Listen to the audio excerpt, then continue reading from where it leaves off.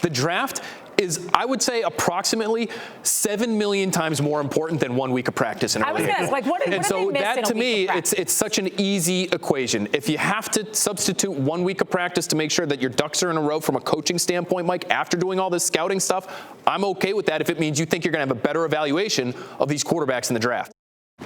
All right, so let me ask you, Ted Johnson, then I guess the Commanders are idiots. The Commanders won't be ready to make that pick because they've pulled their coaches off of the recruiting trail or scouting trail or something, and they're actually in the building today starting their offseason program. So what is it? Yeah, I love Phil Perry, but that's ridiculous. You can do both. And Mike, you've pretty much stolen all the points I wanted to make, and you hit on excellent points. When you talk about the coaches, really have nothing to do with the beginning of the offseason weight program. I mean, for the first few weeks at least, those guys are just sitting there lifting and getting back into, kind of understanding what the program, meeting everybody, starting to create a culture. So the coaches really aren't involved to start the offseason workout. So this is very, very disappointing to me because it's really just another brick on the wall of things that you look at this offseason and you go, they weren't ready to go. The Patriots weren't ready to go, and you mentioned it. I mean, Robert Kraft has known that Jerod Mayo was going to be the heir apparent head coach for this team for many, many years, and it took him a long time to let go of Bill Belichick, and it's taken him a long time to kind of get going in free agency. The staff that you mentioned, Mike, it took them forever to get a staff assembled and ready to go. So they have just been behind from the get-go. And even though, and I hear what you're saying, Michael Holley, when you say, hey, this is his first year and he doesn't know what he doesn't know.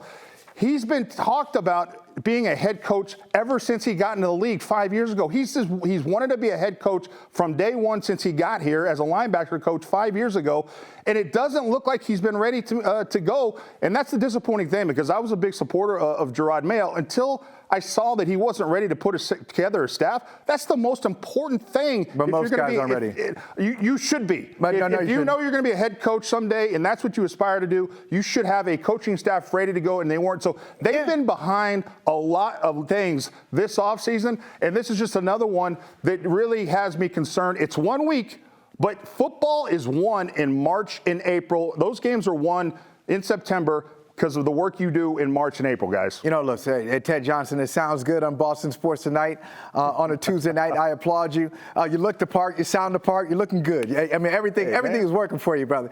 But I got to tell you this.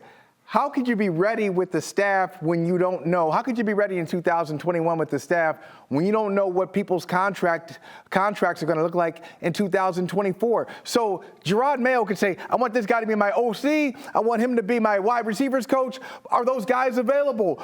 Is ownership going to pay these guys? You don't know. And by the way, what do you mean it took a long time to fire Bill Belichick or amicably part ways with Bill Belichick? What was it, less than a week? It was Thursday.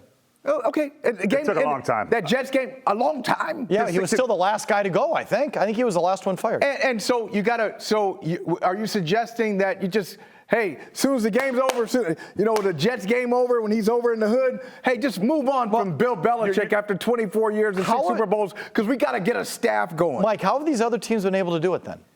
I'm telling you, they're more experienced. I'm being realistic. He's not the only first-year head coach. I'm being realistic because I'm not trying to tell you it's not a negative. It's a big negative.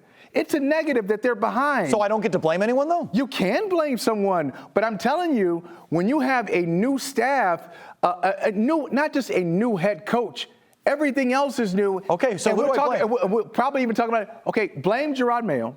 Blame Jerod Mayo for being too young. I'll blame the Crafts, too. I mean, I think the Crafts have put handcuffs on him, financially and otherwise. I'm blaming the whole operation, Ted. I mean, other teams were able to fill their staffs quicker. Other teams have been able to get into the building and get going quicker. So you tell me, Jerod Mayo's not the only first-year head coach. I think there's like 2 or 3 of them. I don't know off the top of my head, but he's not the only first-year head coach. Yeah, no, I absolutely agree. And here's the thing. He should, if he had a staff, he should have had a staff already in mind, Michael. That's it. I agree. In mind. But yes, we agree there. But did we even find out that he had this guy in line or this guy he was thinking this? No, it was all Elliott Wolf. All Elliott Wolf guys that ended up getting the job. I didn't hear one time that Jerod Mayo, at least on the offensive side, on the defensive side, it was already, pretty much a foregone conclusion who was going to be hired there, and that was easy for him. But he had no idea who he wanted to get on his offensive staff, and that had me worried. And again, it's 1 week in the big picture. You might not think it's a big thing, But getting off to a late start, I just think sets the tempo for what's happened this offseason and going into the season. You don't want to give the perception at all that you are behind or that you're not ready for this endeavor that you're about to embark on. Mike Felger is itching to blame somebody. He blames the Crafts. How about you? Who do you blame for this late start for the Patriots? You blame Mayo? You blame the Crafts? Elliot, who do you blame most? I mean, ultimately, I got to put it on Jerod because, again, it wasn't like all of a sudden someone came to him, a month ago and said, hey, would you like to be the head coach of the New England Patriots? What do you think about that idea? And he's like, sure. This is what he's been aspiring to do. I've been told from the time I think he got onto the coaching staff in 2019 that he was going to be groomed to be a head coach, that he was going to be in meetings, that he was going to sit in with Bill Belichick, and that he was going to learn all these things to be a head coach. And then the day he gets announced to have head coach, he has no idea who he wants to hire. To me, that's a huge indictment. So to me right now, Jerod Mayo, he should have been more prepared than he was, clearly, in my opinion. Those are good points, but I just want to check you on this. You think Bill Belichick sat him down and said, hey, you got a contract provision where you're going to replace me? And let me just bring you in here. And let me show you let me show you my world here. Look at this over here. Look at that over. I got a lot of good stuff for you, Jerod.